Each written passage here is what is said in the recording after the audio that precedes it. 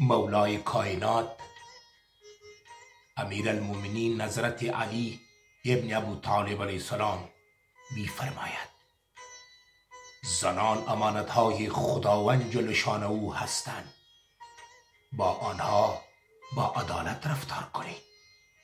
سلام بزرگ مرد، تو همچنین مکن. هرگز زنت را تحقیر نکن، چون بار بیماریش را سالها باید به دوش بکشی.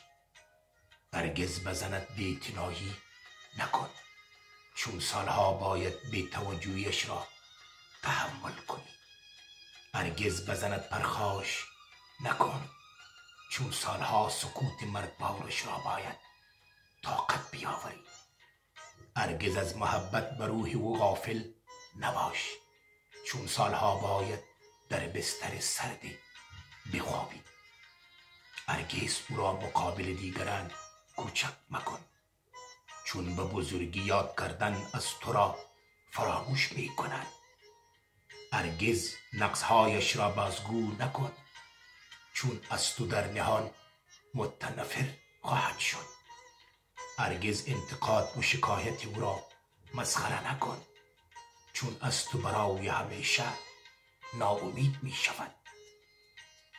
هرگز بر رویاهایش نخند، اگر نمی توانی برآورده اش کنی، چون یا افسرده می شود و اگر شهامت داشته باشد خودکشی می کند.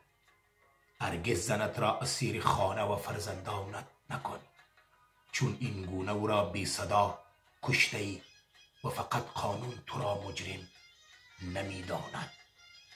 خود را با زنت برابر بدن در همه چیز و اگر نه فرق با یک زندانبان نخواهی داشت.